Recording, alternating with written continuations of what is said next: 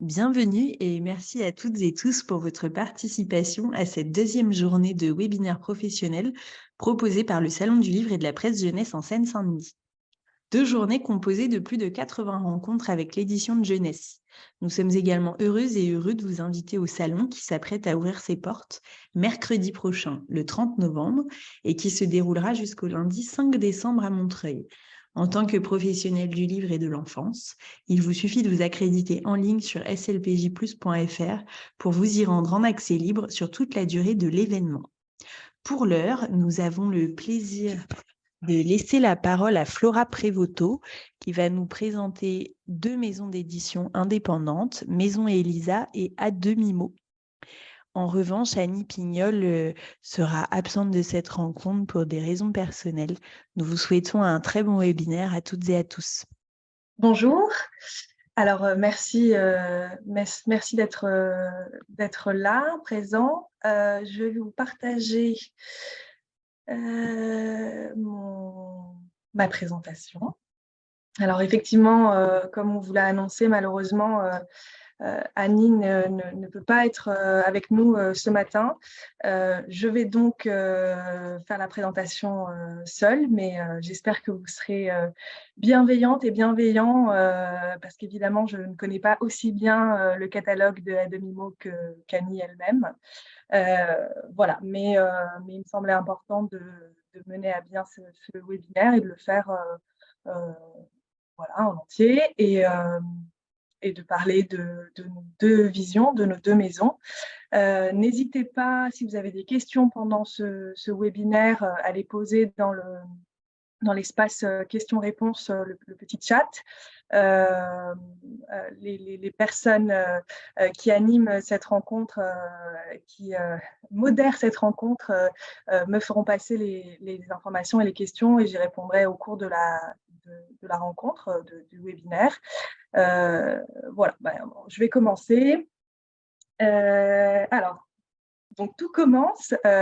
Donc le titre de ce webinaire, c'est de l'élaboration du catalogue au travail éditorial, une histoire de choix et de sensibilité.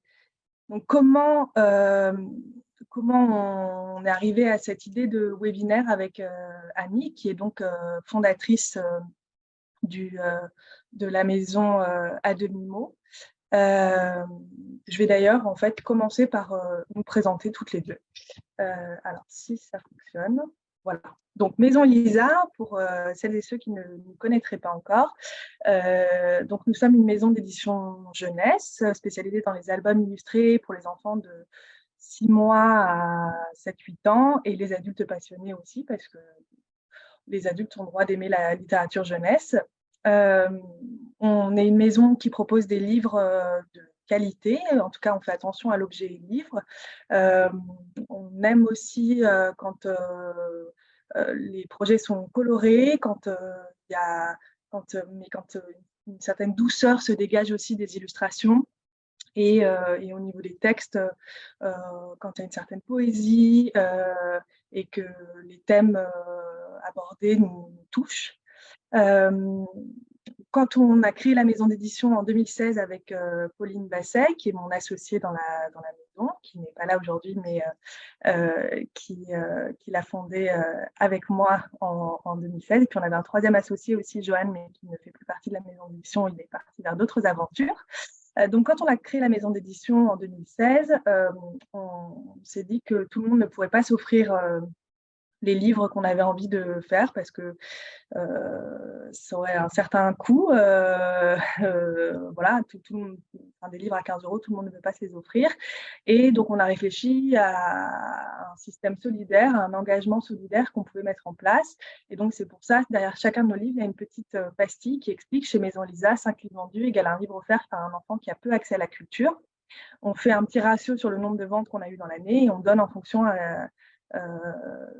un certain nombre de livres à des associations avec lesquelles on noue des partenariats et qui travaillent eux-mêmes avec des enfants qui ont peu accès à la lecture, à la culture, à la lecture. Voilà. On fait imprimer nos livres en France ou en Italie, mais on ne va pas plus loin. C'est aussi un engagement qu'on avait envie de prendre quand on a créé la maison. Notre catalogue aujourd'hui est de 40 titres, donc ça y est, on commence un peu à avoir un catalogue qui s'étoffe petit à petit. Là, on a un peu plus on a bientôt 7 ans, hein, on a un peu plus de 6 ans, on s'est créé en 2016.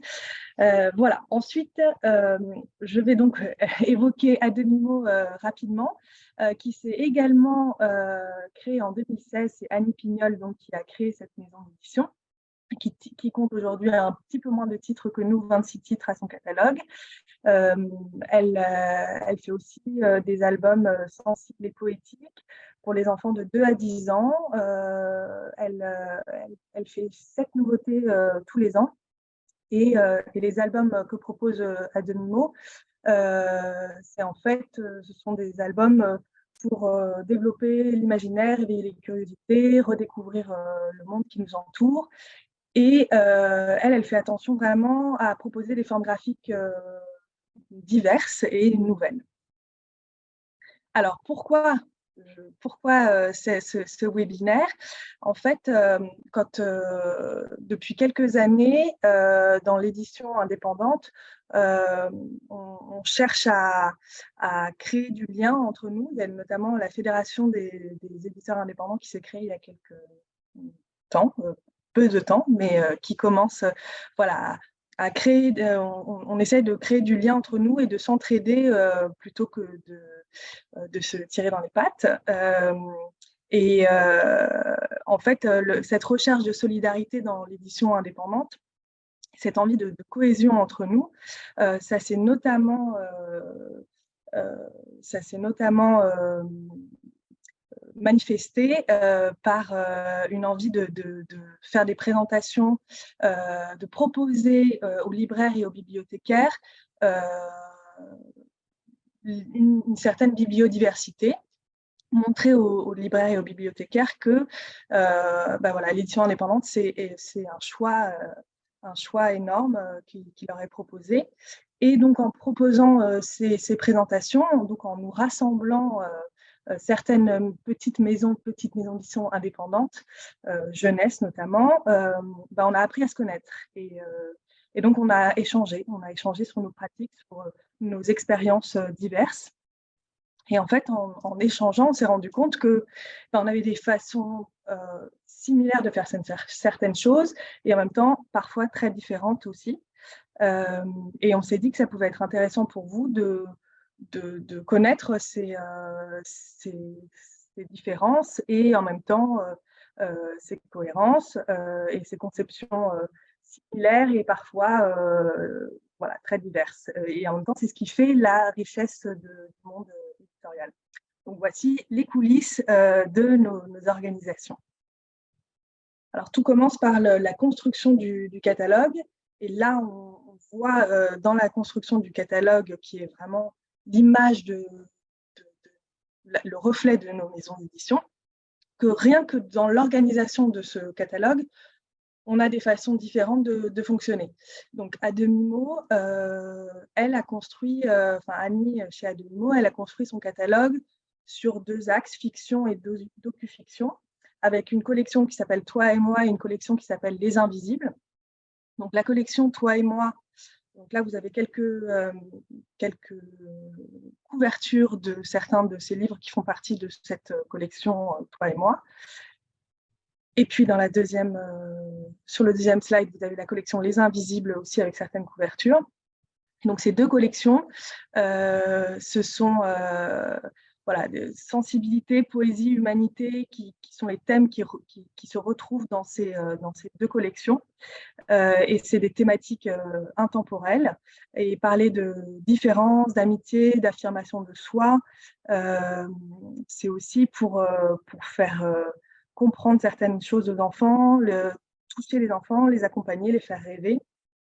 Voilà, donc ces thématiques d'humanité, de poésie, la mise en lumière, Toi et moi, c'est plutôt sur l'amitié, il me semble. Les Invisibles, c'est, comme son nom l'indique, essayer de mettre en lumière des invisibles, des personnes invisibles, etc. Bon, elle vous en parlerait mieux que moi. Vous pourrez la retrouver évidemment sur le salon du livre de Montreuil, donc vous pourrez lui poser toutes les questions et elle vous présentera ce livre bien mieux que moi, évidemment. Ensuite, il y a donc un axe docu-fiction. Et l'axe docu-fiction, il y a la collection Touche pas à ma planète et la collection Mauvaise herbe.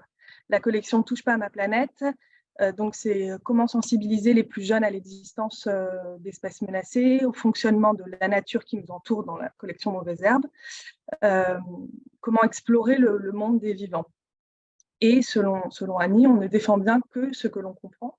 Donc c'est essayer de proposer une entrée graphique étonnante associée à une légende du monde, dans notamment cette collection Quand le kiwi perdit ses ailes, Un manteau d'écaille pour le pangolin, ou La nuit où le loris imita le cobra. Une fiction pour titiller la curiosité des enfants, voilà, porter à la connaissance des enfants des animaux, des végétaux méconnus, qui sont essentiels à l'équilibre de notre planète. En revanche, chez Maison Elisa, nous, on a conçu notre catalogue différemment. En fait, nous, on fonctionne au coup de cœur, mais quand on a créé la maison d'édition, on s'est dit qu'on allait quand même organiser des collections, mais en fonction des âges. Donc, on a la collection Mentalo qui est pour les enfants dès 6 mois. Donc là, on a les petits livres cartonnés, les tout cartons, les imagiers tout cartons, comme Petit et Grand de la jungle de Agathe Singer. Il y a aussi les formes de ma ville. On va continuer à en sortir d'ailleurs dans cette collection l'année prochaine, dans la collection des petits imagiers cartonnés. Il y a également des albums sur les contraires de Jennifer Bourron. C'est une collection avec des livres sur beaucoup dans la contemplation. C'est quelque chose qui nous touche pas mal. La collection des Mizu et Yoko, la série des Mizu et Yoko de Laurie Cohen et Marjorie Béal, à partir de 2 ans. Là, c'est sur l'envie d'autonomie, d'indépendance, des thématiques qui touchent beaucoup les enfants de ces âges-là, avec du comique de situation et très peu de texte qui permet en fait à l'enfant de rapidement maîtriser le livre et presque l'apprendre par cœur et ne plus avoir besoin des parents pour le lire. D'ailleurs, on va sortir 2 nouveaux livres de cette série qui vont sortir au mois de janvier. Donc un livre Mizu et Yoko, Jaloux, où Mizu, le petit pingouin, devient jaloux parce qu'un nouveau petit pingouin débarque dans leur vie. Donc ça fait écho avec l'arrivée d'un petit frère, d'une petite sœur dans une famille, dans une fratrie. Et puis Mizu et Yoko en vacances, qui est qui est un peu dans le même esprit que Mizu et Yoko au ski qu'on avait sorti il y a quelques années, où donc Mizu et Yoko étant l'ours polaire, partent en vacances, et c'est toutes les bêtises et les mésaventures de Mizu en vacances. Ensuite, la deuxième collection, c'est la collection Pistache. Donc là, c'est dès 3-4 ans. Alors après, encore une fois, nous, on fonctionne au coup de cœur, et on s'est rendu compte que certains livres, en fait, pouvaient être cohérents dans 2 collections. Il y a notamment Dans le jardin, qui est de Irénée Pénadi, qui est un album sans texte et qui, en fait, peut très bien être utilisé par les enfants, les tout petits, parce que ça fourmille de détails, et donc on peut l'utiliser comme un cherche-et-trouve. On peut faire nommer les différents éléments aux enfants, donc il y a l'apprentissage du vocabulaire et tout ça, mais en même temps, pour les enfants un peu plus grands, c'est l'ouverture à un imaginaire, ça pousse les enfants à la créativité, à l'imaginaire, à s'imaginer eux-mêmes les histoires qu'ils veulent inventer. Donc ça fonctionne très bien dans cette collection à partir de 3-4 ans. On a ensuite une collection de livres de voyage qui est la collection Corail, et là qui est dès 7 ans et pour toute la famille. Donc dans cette collection, on a 3 destinations, l'Italie, l'Espagne, le Portugal.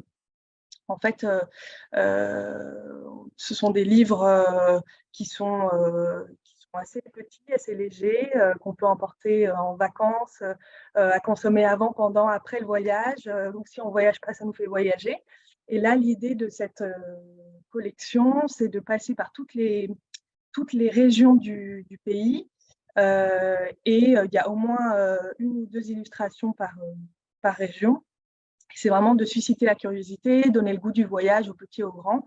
Les textes sont courts, faciles d'accès, et c'est une ouverture au monde. Ensuite,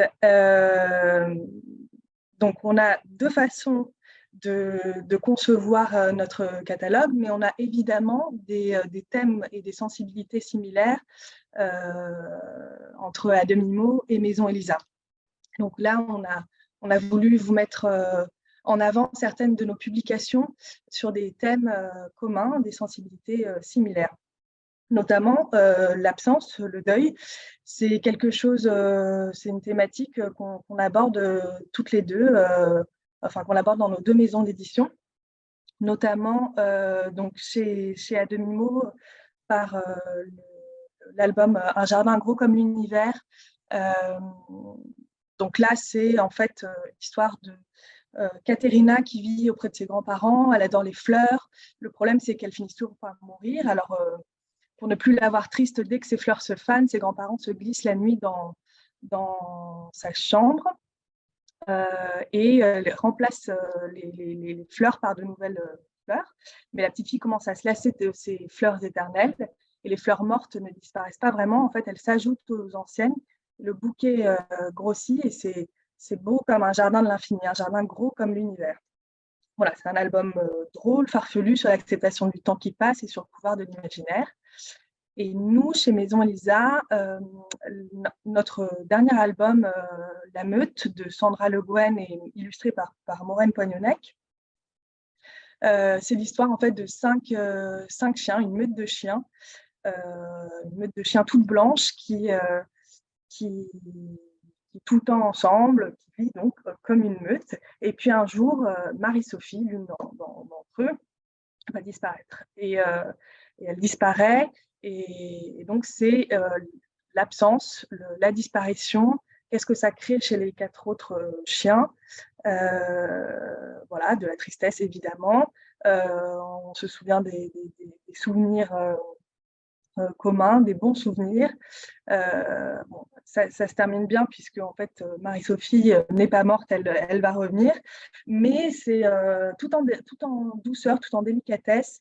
Ça permet d'aborder cette thématique aussi. Il y a d'autres thèmes abordés dans cet album, l'ouverture aux autres, l'accueil. C'est un album très, très riche, poétique, et avec des sublimes illustrations de Maureen Poignonnec. Ensuite, le thème de la différence. Alors, nous, chez Maison Elisa, c'est vraiment un thème qui nous tient à cœur, qui nous touche. On avait notamment l'album Adèle de Bérangère Marié, mais malheureusement, il est en rupture de stock. Mais pour vous donner un autre exemple, nous avons fait un album avec Jennifer Bourron qui s'appelle Des moments. Alors, c'est un album plutôt concept, en fait. Il n'y a pas d'histoire à proprement parler. C'est une collection de moments qui peuvent paraître très simples, mais qui font le sel de la vie. Comme aller faire ses courses au marché, le premier matin de neige, le brunch du dimanche matin, voilà, une collection de moments comme ça. Et alors vous allez me dire, oui, mais alors, quel est le rapport avec la différence? C'est que en fait, les personnages dessinés par Jennifer Bourron sont des personnages qui reflètent la société, qui sont donc comme tout le monde, comme cette société diverse, variée. Il y a des familles homoparentales, il y a des enfants de toutes les couleurs, il y a des enfants handicapés. Voilà, cette inclusivité, cette diversité nous semblait importante et à représenter, et Jennifer Aguilera l'a fait très bien. Ensuite, sur le thème donc, de la différence, il y a chez À Demi-Mot l'album Fracassante rencontre. Alors là, dans un monde où l'identité de chaque citoyenne est en permanence rendue visible par un végétête, une plante qui pousse sur la tête de chacun et chacune, exister sans la moindre tige, feuille ou fleur sur le caillou est chose difficile. Et dépourvu de végétête depuis sa naissance, Monsieur D, Zert, mène ainsi une vie solitaire, n'ayant trouvé pour seule occupation professionnelle que celle d'habiller les oiseaux vivants, la chevelure feuillue de ses compatriotes. Tout bascule le jour où il découvre parmi sa livraison d'oiseaux hebdomadaire un oisillon cabossé, disgracieux et mauvais chanteur, une rencontre qui changera Monsieur Désert à jamais. Voilà, il est question dans cet album de s'émanciper des normes sociales. C'est aussi un album sur la réalisation de soi et sur l'épanouissement. Autre thème commun, et là même vous pouvez le voir aussi graphiquement, ce sont deux albums avec des tigres, mais c'est le rapport de l'homme à la nature. Donc nous, chez Maison Lisa, nous venons aussi de sortir un album là très récemment, également écrit par Sandra Le Guen, comme La Meute, mais illustré par Poppy Matigo. Et c'est un album en fait sur la déforestation. Un album aux illustrations vibrantes, très belles illustrations de Poppy Matigo. Et donc, c'est une forêt très dense, remplie d'animaux, et d'un tigre notamment, qui va se révolter contre la déforestation qui les menace. Voilà, les animaux décident de résister et de refuser cette déforestation. Ensuite, chez À Demi-Mot, il y a donc un album également avec un tigre qui s'appelle Pour aimer son tigre de Gabriele Pino. Donc là, certains pensent que la nature est belle, ils mettent le tigre en cage, d'autres pensent que la nature est utile et se font une fourrure avec la peau du tigre. Un petit homme bien pensant s'agite autour d'un tigre et se demande s'il faut le dominer, l'apprivoiser ou l'aimer. Mais qui est vraiment le tigre? Inspiré d'un proverbe indien, cette histoire souligne avec force et dérision le rapport de l'homme à la nature. Gabriele Pino interprète avec humour l'absurdité de ce rapport et nous plonge dans un univers à la fois étrange et poétique qui nous laisse songeurs. Voilà, une fois qu'on a construit, il y a la construction du catalogue, mais ce qui révèle une maison d'édition, en tout cas une maison d'édition jeunesse d'albums illustrés, ce sont les choix graphiques aussi. Et ça dit quelque chose de notre maison d'édition, évidemment. Et donc là, on va voir que Maison Elisa et À Demi-Mot ont fait des choix très différents. Voilà, et c'est ça, encore une fois, qui fait la richesse du monde de l'édition. Et donc, nous, chez Maison Lisa, nos coups de cœur vont pour des projets graphiques colorés, encore une fois, mais desquels se dégage de la douceur. Donc, nous, on est très fans de techniques traditionnelles, en tout cas, là, par exemple, de crayons de couleur, comme chez Seo Alim, qui est une autrice-illustratrice coréenne avec qui on a fait l'album Ma ville inconnue, qui est un album avec des petites souris qui, enfin, on suit un petit souriceau dans sa ville qui a ses petites habitudes et qui va à un moment découvrir que la ville est beaucoup plus vaste qu'il ne le pense et qu'il y a plein de choses à découvrir. Voilà, ça lui ouvre l'esprit et ça nous semble un beau message pour les enfants aussi d'être ouvert à ce qu'il y a autour de soi. Donc ça, c'est un type d'illustration qu'on aime beaucoup. Révolte, dont je vous parlais tout à l'heure, donc de Sandra Le Guen, illustrée par Poppy Matigo. Là, les illustrations sont à la gouache. Voilà, donc il y a de la vibrance, mais il y a de la douceur aussi qui se dégage de ces couleurs-là. ou alors le style délicat de Maureen Poignonnec. Donc là, elle travaille à la plume, à l'aquarelle, et nous, on craque complètement pour son style. Mais il y a aussi, alors au départ, quand on avait, petite anecdote, peut-être certains ou certaines ont déjà entendu, mais quand on a créé la maison d'édition, on s'était dit qu'on allait faire le choix de ne publier que des livres aux techniques, faits en technique traditionnelle, parce que ça me touchait plus, voilà, que fait en numérique. Sauf qu'un des premiers albums qu'on a reçus, de projets d'albums qu'on a reçus, c'était Un lion très coquet. Je ne sais pas si certains d'entre vous l'ont déjà vu, illustré par Lily Labalaine, donc écrit par Valérie Béchard-Dulany et illustré par Lily Labalaine. Et Lily Labalaine travaille que au numérique, à la tablette graphique. Et quand on a reçu ce projet-là, en fait, on a adoré parce qu'elle met une certaine douceur, elle met de la texture dans ses aplats, dans sa technique d'illustration. Et donc, on a complètement craqué pour ses illustrations, et on s'est dit c'est complètement bête de dire que on ne veut que d'illustrations traditionnelles, alors qu'en fait, en numérique, il y a possibilité de faire des choses absolument magnifiques aussi. Voilà. Chez À Demi-Mot, en revanche, le moteur des choix graphiques, c'est de proposer des formes graphiques nouvelles.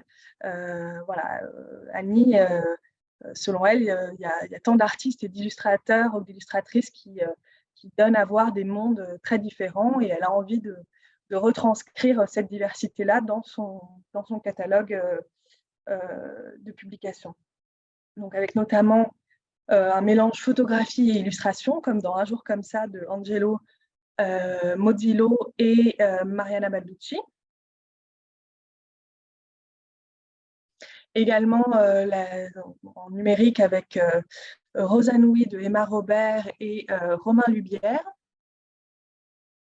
Alors là aussi, je suis désolée, je ne vais pas pouvoir vous parler de chacun en détail de ces titres-là, parce que je n'ai pas une connaissance suffisamment approfondie de son catalogue. Mais également, elle propose des albums avec des techniques mixtes, comme Une dent de lion dans mon jardin, où là, voilà, il y a du numérique et de la technique traditionnelle.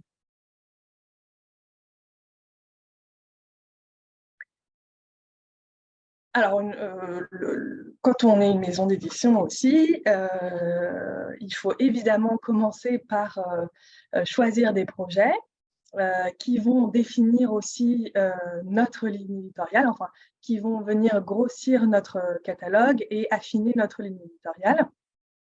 Et on s'est rendu compte en discutant avec Annie que la façon dont on recevait des projets était très différente en fonction de nos deux maisons. Je m'explique.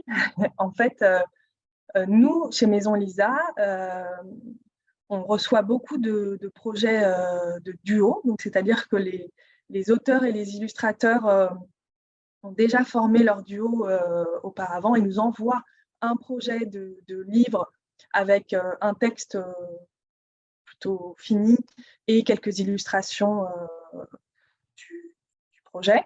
Alors qu'en revanche, Annie, chez À Demi-Mot, elle reçoit souvent beaucoup de textes, et c'est elle qui va derrière aller chercher l'illustrateur ou l'illustratrice qui sera plus à même de rentrer dans cet univers du texte. Chez nous, chez Maison Lisa, ça nous est arrivé une fois en fait de recevoir un texte, c'était Fifi Poilu, recevoir un texte pour lequel on a dû trouver une illustratrice en l'occurrence. Maintenant, on reçoit souvent ou alors c'est souvent les duos qui nous touchent plus.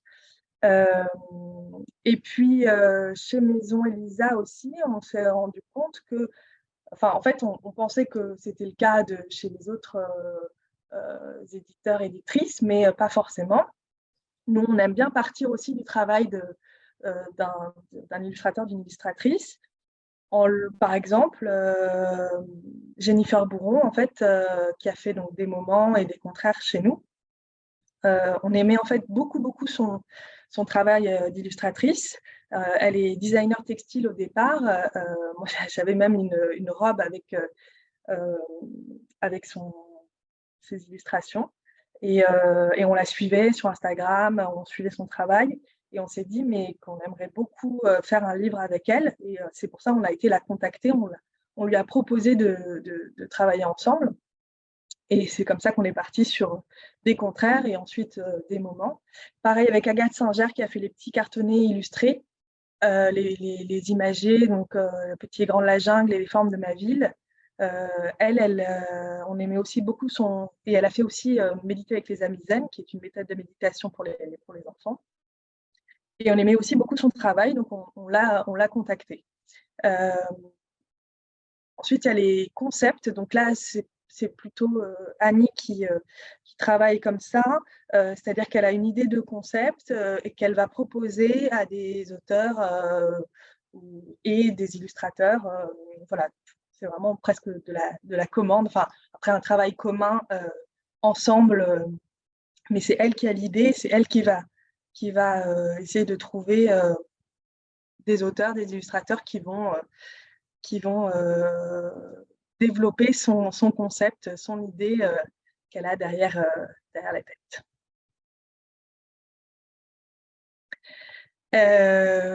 Voilà, donc on arrive bientôt au terme de ce webinaire qui a été un peu chamboulé, je vous l'avoue. Donc, je voulais juste conclure en disant que donc une fois Laura, qu'on a... excusez-moi, Oui, peut-être avant la conclusion, bien sûr. on a un retour et une question. Oui.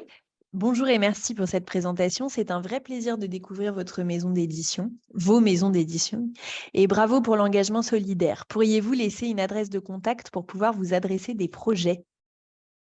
Alors, je ne peux pas parler pour à demi-mot parce que je ne sais pas quel est son fonctionnement. En revanche, chez Maison Elisa, en fait, sur notre site internet, vous trouvez l'adresse qui est contact@maisonelisa.com à laquelle vous pouvez nous adresser vos projets. Voilà, on lit tout, mais on est peu dans la maison d'édition et c'est un travail énorme de répondre à tout le monde, donc ça prend du temps. Mais on répond à tout le monde, mais il faut être patient. Voilà. Et puis encore une fois, on a un petit catalogue, donc le choix des projets est vite complet, disons. Donc voilà, on fonctionne au coup de cœur, mais on fait peu de choix. Enfin, on a un choix restreint, en tout cas, de projets. On vient d'indiquer l'adresse dans le chat. Et deuxième question, donc là aussi, on vous remercie pour votre intervention. C'était très précis sur votre façon d'être maison d'édition et donc très intéressant. Dans votre Ok. collection sur les voyages, Oui. souhaiteriez-vous l'ouvrir à d'autres pays comme à ceux du Maghreb? Alors, on aurait adoré, et peut-être qu'on va continuer un jour. La seule, en fait, c'est une collection qu'on aime beaucoup, mais qui est très compliquée en fait parce que elle est, pour rentrer vraiment dans le vif du sujet, euh, elle est compliquée pour les libraires parce qu'ils savent pas trop comment où la ranger, dans quel rayon la ranger. Parce que c'est un livre un peu qui n'est pas vraiment, c'est pas un guide de voyage, c'est une sorte de carnet de voyage, mais un peu plus ouvert à la culture, et en même temps, ça peut être abordé dès l'enfance. Donc, ce livre, ce projet hybride a du mal à trouver sa place en librairie, et on a fait trois destinations, mais à chaque fois, c'est compliqué pour nous à vendre, même si on les aime énormément. Et donc, en termes de rentabilité, c'est très bête parce que nous, on aimerait ne pas parler de rentabilité et pouvoir faire des projets juste parce qu'on les aime. Mais en fait, c'est un livre qui coûte, enfin, ce sont des livres qui coûtent cher à fabriquer, qui sont très longs à faire par les auteurs, les illustrateurs, et, et qui n'ont pour l'instant pas complètement trouvé leur public. C'est bien dommage. On a encore plein d'exemplaires, donc n'hésitez pas à venir les découvrir sur notre stand. Voilà, peut-être qu'on va réfléchir à un positionnement. Voilà, en tout cas, on aimerait beaucoup faire de nouvelles destinations. Pour l'instant, c'est un peu en stand-by, mais on ne sait jamais. Merci pour cette réponse, dit Marjorie. Frédéric nous demande si vous pouvez préciser combien de titres vous éditez par an. Et Oui. on a aussi quelqu'un qui voudrait que vous rappeliez le titre du livre « Un long trait, point de suspension ». Vous avez parlé d'un livre qui démarrait par un long trait dans le titre. Alors, on va revenir en arrière parce qu'un long trait, un jardin gros comme univers, un lion très coquet, c'est ça, c'est celui qui est là. Ce n'est pas un long, mais c'est un lion très coquet. Je pense que c'est ça que... Merci à la personne qui a posé la question de nous confirmer dans le chat si c'est Oui. bien à ce livre-là qu'il ou elle pensait. Et du coup, il y avait la question de Frédéric, oui, sur le nombre de titres que Oui, vous éditez. alors c'est entre 6 et 8 titres par an chez Maison Elisa. Et à demi-mot, c'est 7 titres par an.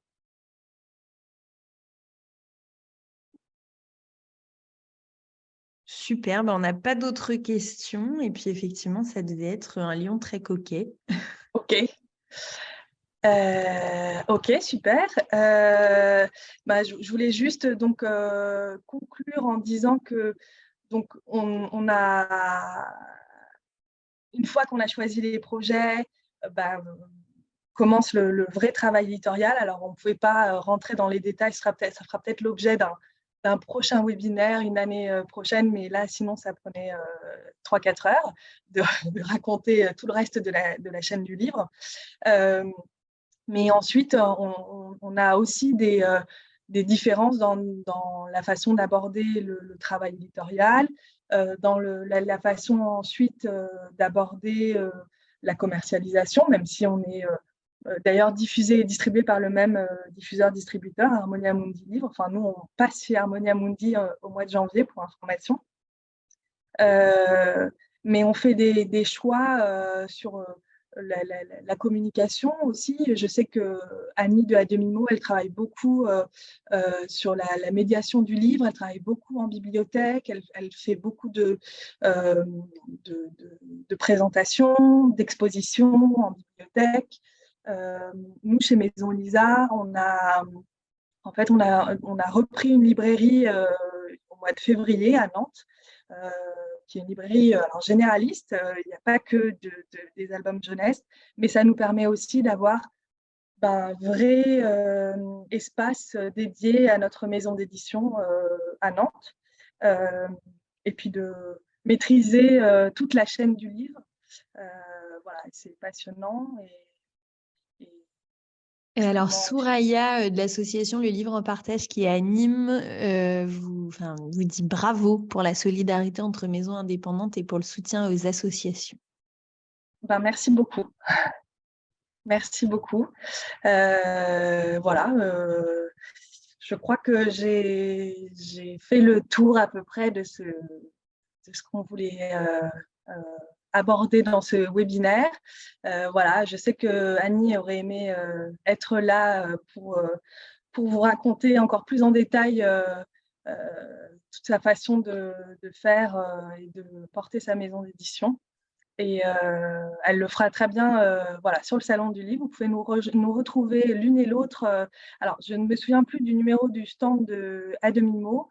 Le nôtre, c'est J18, au premier étage du Salon du Livre. Donc, n'hésitez pas à venir nous rencontrer. Flora, merci pour ce webinaire et puis bravo de l'avoir animé seul au pied levé. C'était pas forcément évident. On a une précision de la personne qui avait une question sur le titre. Oui. Donc, je lis sa question. Le titre que je n'avais pas compris a été évoqué lors des choix graphiques comme modèle en tablette graphique. Oui, c'était un lion très coquet. C'était ça, un lion très coquet. Super, et ben on va conclure là-dessus. Bravo encore, merci à vous Merci et puis au beaucoup. plaisir de vous retrouver au Salon du Livre.